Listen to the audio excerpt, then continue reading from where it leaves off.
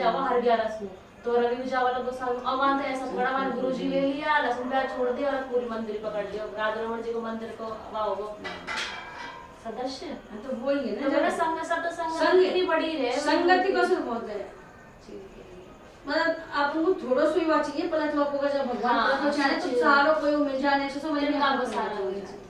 तुम्हारी समस्त ममता सिमट कर श्री गोविंद देव जी में ही हो जाएगी। अतः यदि सांसारिक संकटों से छूटना चाहते हो तो शीघ्र ही श्री गोविंद देव जी का दर्शन करो। गौड़ीय वैष्णव श्री रघुनाथ भट्ट जी की प्रेरणा से जयपुर नरेश महाराज श्री मान सिंह जी ने वृंदावन में श्री गोविंद देव जी का लाल पत्थर द्वारा 7 मंजिल का विशाल मंदिर का निर्माण करवाया था। आगे चलकर इस मंदिर को यवन राजाओं को खूब बलिंद बनना पड़ा। अब ना इसकी 3 मंजिलें ध्वस्त कर दी गई और वर्तमान में भगवान श्री गोविंद देव जी जयपुर में विराजमान रहे। श्री सनातन जो नंद गांव पावन पे आवन दिवस 3 दूध लेके प्यारी है।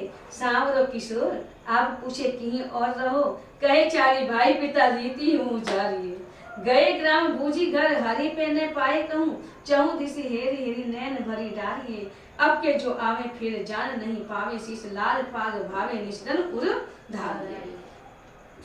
एक बार श्री सनातन गोस्वामी जी नंदगांव में पावन सरोवर पर भजन कर रहे थे और भजन में मन लग जाने से 3 दिन तक न तो वो गांव में मधुपुरी आदि मांगने गए और न तो संयोग से गांव का ही कोई व्यक्ति सरोवर पर आया। 3 दिन तक लगातार भजन करता रहा, न तो गांव में गया वे और नहीं अपन दो भगवान भजन कर रहा है, कछु नाम लोग भूखा तो मर रहा है। चौथे दिन एक श्याम वर्ण का बालक दूध लेकर आया। फिर भगवान ने देखा कोई भी नहीं आया तो फिर स्वयं ही आया।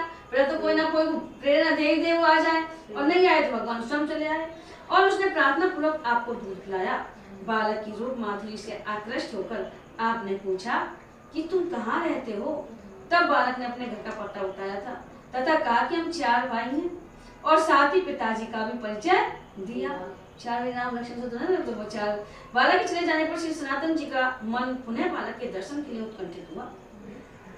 अतः सरोवर से उठकर नंदगांव आए और घर घर जाकर पूछा, परंतु कहीं भी बालक रूपधारी श्री हरि नहीं मिले। चारों ओर खोज खोज कर हार गए।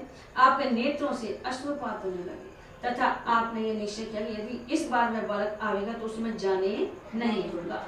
श्री सनातन जी को बालक के सिर पर बंधी लाल पगिया बहुत ही अच्छी लग रही थी। आप दिन रात उसी लाल पाग वाले सांवरे किशोर का ही ध्यान चिंतन करते रहे।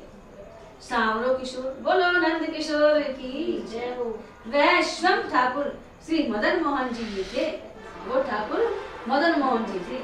कई 4 भाई उनके नाम से इस प्रकार से हैं, श्री हरिदेव जी, श्री बलदेव जी, श्री केशव देव जी और श्री गोविंद जी। 4 नाम और श्री ठाकुर ने 2 नाम बलराम जी के एवं 2 नाम अपने बताए। श्री हरिदेव जी श्री हैं थोड़ी अब तो बोले ना जब हो जाए वैसे काट रहे तो निकाल या ना तो वो तेरी सी बैठा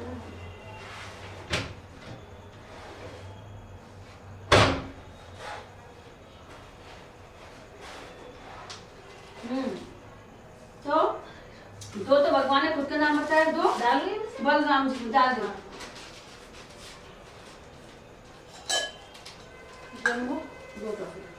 श्री हरिदेव जी गोवर्धन जी में विराजते हैं।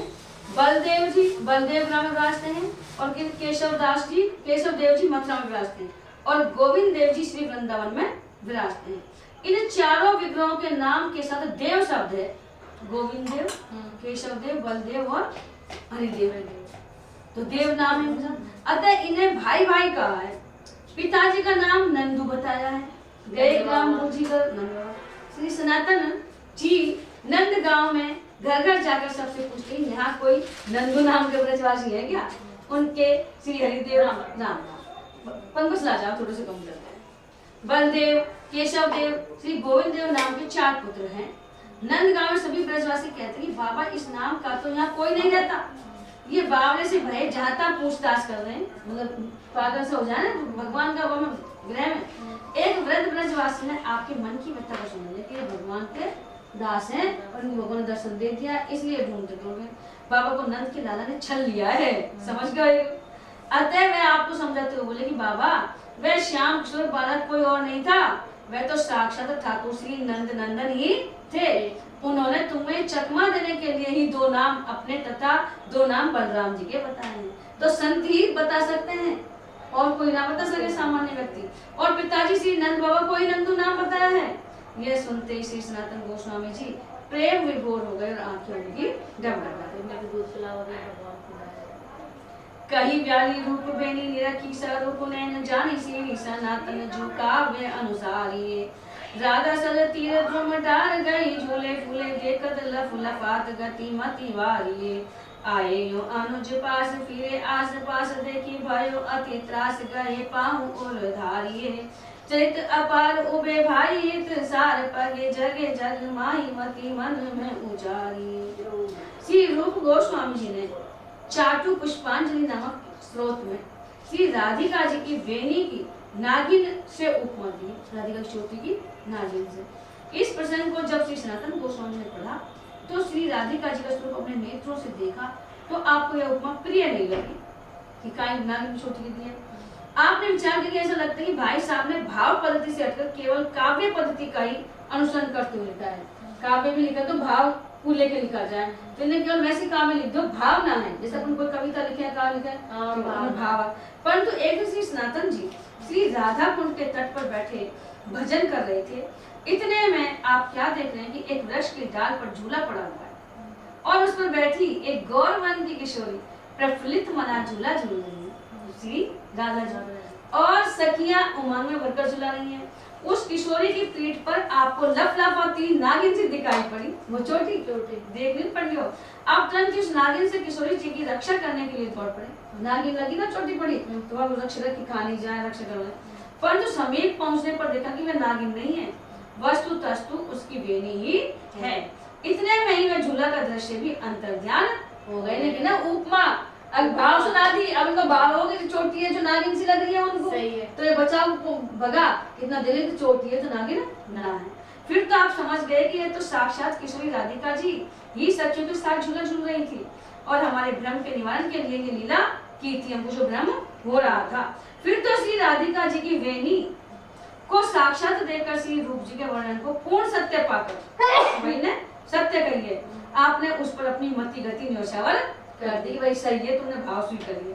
फिर तत्काल ही आप अपने छोटे भाई श्री रूप जी के निकट आए एवं अत्यंत श्रद्धा पूर्वक उनकी परिक्रमा करने लगे। बड़े भाई को अपनी प्रदक्षिणा करते देखकर श्री रूप ने भयभीत होकर उनके चरण पकड़ लिए। ये छोटे बड़े को प्रणाम करें तो कोई बात नहीं, बड़े अगर छोटे को प्रणाम कर रहे हैं तो समझ लो कोई ना कोई कष्ट है या कोई ना कोई अपना ही वो है, क्योंकि आप इस लायक नहीं है। श्री सनातन जी ने उन्हें उठाकर हृदय से लगा लिया। दोनों ही भाई सदा भक्ति प्रेम रस में पगे रहते थे। आप दोनों के चरित्र अपार हैं। आपका सूर्य संसार में जगमगा रहा है। मन बुद्धि को एकाग्र करके ऐसे अनन्य श्री भक्तिमान परम वैष्णव के चरित्रों का गुणगान एवं चिंतन मनन करना चाहिए। बोलो श्री सनातन भक्त की जय। कई व्याली रूप वेणी यथा नव गोरोचना नागोरी प्रवरेंदी बारंबार मणि इष्टवक विद्धोती वेणी व्यालांगना फनाना। इसका भाव यह है कि भाव पद्धति में तो परम सौम्य मूर्ति श्री राधिका जी की वेणी के लिए विष भरी कठोर नागिन की उपमा देना समाचीन नहीं है, परंतु कवियों ने प्राकृत नायिकाओं की वेणी के लिए, जो प्राकृतिक नायिका हैं उनकी वेणी के लिए इस प्रकार की उपमाओं का प्रयोग किया है। उसी कवि पद्धति का अनुसरण करके इन्होंने ऐसा लिख दिया था। राधा जी का लेके भी भाव पक्ष को ध्यान में लाने पर यह उपमा किसी भी प्रकार से योग्य नहीं है, परंतु श्री किशोरी जी ने अपने भक्ति वाणी को सत्य करने के लिए वो उनके सामने झूला झूला लगी। सनातन जी को अनुभव करा कि श्री रूप जी ने ध्यान में दर्शन करके यह उपमा दी है, केवल काव्य पद्धति का अनुसरण नहीं। श्री रूप गोस्वामी जी आपका आविर्भाव गोस्वामी श्री वनमाली लाल जी के निकट सुरक्षित प्रति के आधार पर विक्रम संवत 1550 एवं सज्जन तोषणी पत्रिका के आधार पर विक्रम संवत 1546 है। एक विचार नहीं है, 1550 बता रही है और जो ये सज्जन तोषणी पत्रिका है उसके आधार पर इनका जन्म 1546 में हुआ। आपके पिताजी का नाम श्री कुमार देव जी एवं माताजी का नाम श्री रेवती देवी था। श्री सनातन जी बड़े भाई एवं श्री अनुपम जी छोटे भाई थे। पिता श्री कुमार देव जी मुर्शिदाबाद मांड ग्राम में निवास करते थे। आपके विद्वान पिताजी ने आपको बंगला, हिंदी, संस्कृत, अरबी, फारसी आदि भाषाओं की तथा व्यवहारिक राजनीति की भी उच्चतम शिक्षा दिलवाई थी। अपनी अलौकिक प्रतिभा बल से आगे चलकर ये गौड़ देश के शासक हुसैन शाह के मंत्री पद पर आसीन हुए। वह प्रसंग इस प्रकार से है। नवाब हुसैन शाह का एक पीरू नामक राजमिस्त्री था, जो उस समय वास्तु विद्या एवं शिल्पकला में अद्वितीय था। नवाब के आदेश पर पीरू ने एक विशाल नील प्रस्तर खचित उच्च स्तंभ का अपने हाथों से निर्माण किया। नवाब के आदेश पर पीरू ने एक दिन नवाब स्वयं उस स्तंभ को देखने करने के लिए गया तो उस स्तंभ की सुंदरता पर मुग्ध होकर तथा पीरू के शिल्प नैपुण्य पर प्रसन्न होकर हुसैन शाह ने उसी समय उसे अपना बहुमूल्य हार एवं बहुत से वस्त्र आदि उपहार में दिए। पीरू ने विशेष प्रसन्नता के आवेश में आकर कहा, हुजूर, मैं तो इससे भी अधिक सुंदर स्तंभ का निर्माण कर सकता हूँ। यह सुंदर नवाब ने अत्यंत क्रोध होकर कहा कि नमक हराम, तू जब इससे भी अधिक सुंदर स्तंभ बना सकता है तो तूने इस स्तंभ को वैसा क्यों नहीं बनाया। इस अपराध के कारण नवाब ने पीरू को एक ऊंचे स्थान से गिराकर मरवा दिया। पीरू ने जो स्तंभ बनाया था तो इससे प्रसन्न होकर नवाब ने इसे पुरस्कार भी देने को कहा था। अतः पीरू ने मृत्यु से पहले नवाब से प्रार्थना की थी कि इस स्तंभ का नाम मेरे नाम पर ही रखा जाए। नवाब ने उस स्तंभ का नाम पीरूसा स्तंभ ही रखवाया। स्तंभ का सिरोभाग बनना शेष रह गया था। इस घटना के कुछ समय पश्चात हुसैन शाह एक दिन हिंगा नामक एक प्यादा पैदल यात्री को साथ लेकर वहां गया और वह एवं स्तंभ को अपूर्ण देखकर अत्यंत दुखित हुआ। उस समय नवाब ने बिना कुछ कार्य निर्देश किए हिंसा को मोर ग्राम जाने का आदेश दिया। हिंगा होना चाहिए, हिंगा को। हिंगा भयवश नवाब से कुछ पूछ न सका और हिंगा ने समझ लिया कि जिस प्रकार से पीरू का स्तंभ निर्माण के कारण ही विनाश हुआ था, ठीक उसी प्रकार से आज मेरी भी मरण वेला है। वह व्याकुल मोर ग्राम में जाकर इधर उधर घूमने लगा। श्री सनातन जी ने हिंगा की दशा देखकर श्री रूप जी के द्वारा उसे अपने पास बुलवाया। हिंगा ने अपने दुख का कारण बता दिया। श्री सनातन जी ने अपने अनुमान से समझ लिया कि राज मिस्त्री के लिए हिंगा को मोरग्राम भेजा गया है। अतः उन्होंने हिंगा के साथ मोरग्राम के सुयोग्य राजमिस्त्रियों को अपने शिल्प उपकरणों के सहित नवाब के पास भेज दिया। नवाब ने हिंगा की बुद्धि की प्रशंसा की। उनका सनातन जी ने भेजा है। तब हिंगा ने श्री रूप सनातन जी का प्रसंग सुनाया।